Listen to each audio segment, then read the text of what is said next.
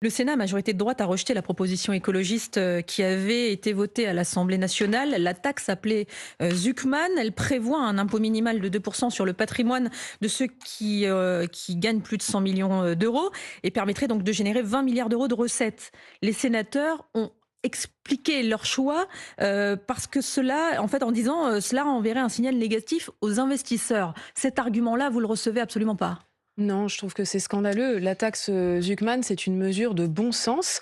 Mettre à contribution les 1800 personnes les plus riches de France, ça permettrait de faire entrer chaque année 20 milliards d'euros, c'est-à-dire l'équivalent du budget de l'enseignement supérieur et de la recherche. Avec un risque de les inciter à quitter le territoire. C'est Oui, c'est toujours ce qu'on nous l'argument dit. qu'on oppose C'est toujours. toujours le même chantage avec les plus riches qui menacent de quitter le pays si on les met à contribution Parce qu'on pour entend, il l'intérêt faut général. préciser qu'on entend certaines voix qui sont favorables à cette taxe Zuckman, mais qui disent que ça ne peut se faire au minimum qu'à l'échelle européenne et a priori même à l'échelle mondiale. D'abord, ce qui serait bien, ce serait que la France défende ça au niveau européen. Or, elle ne le fait pas. Et ensuite, cet argument est toujours employé pour, du coup, justifier que on ne fasse rien. Ce que toutes les études démontrent, c'est que, en réalité, la fuite des plus riches, elle est très marginale quand il y a des changements de niveau d'imposition.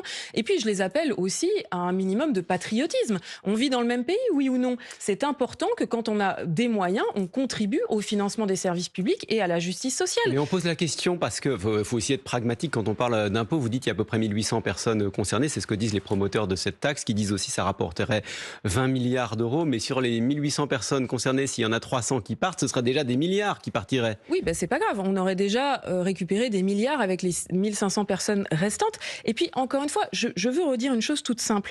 On parle de personnes qui ont plus de 100 millions d'euros de patrimoine. Ça sert à quoi d'avoir plus de 100 millions d'euros de patrimoine? Il y a des niveaux de richesse qui sont aujourd'hui totalement indécents, qui sont extrêmement dangereux pour le climat parce qu'on sait que plus on est riche, plus on pollue, et qui sont catastrophiques pour notre justice sociale et notre cohésion sociale. C'est très important justement d'envoyer un message fort en disant que nous sommes toutes et tous des citoyens et des citoyennes égaux devant l'impôt. Or, aujourd'hui, plus on est riche, moins on paye d'impôts. On l'a dit, le gouvernement va miser sur les dépenses, va se concentrer sur les dépenses. Et parmi ces dépenses, il y a le nombre de fonctionnaires, Sophie Binet, pour faire des économies. La baisse du nombre de fonctionnaires, leur nombre, il faut le dire, a augmenté de 178 000 entre 2017 et 2022 et de 63 000 en 2023. Clairement, y a-t-il trop de fonctionnaires ? Allez le demander dans un hôpital, dans une école ou dans une université. Au contraire, on a des secteurs entiers qui sont sous-dotés et en grande difficulté. Notamment, il y a des milliers d'élèves qui n'ont pas d'enseignants ou d'enseignantes en phase 2 parce que des milliers d'enseignants ne sont pas remplacés à cause des suppressions de postes décidées sous l'ère de Nicolas Sarkozy. Il y a besoin de plus de recrutement dans un certain nombre de secteurs clés. Il y a besoin de plus de moyens pour nos services publics. Il y a une réorganisation à faire, pas plus forcément de fonctionnaires, mais plus une réorganisation. C'est ce que dit Éric Lombard, le ministre de D'accord. l'économie. Eh bien, ce que je lui demande à Monsieur Lombard, c'est de me dire où est-ce qu'il y a trop de fonctionnaires.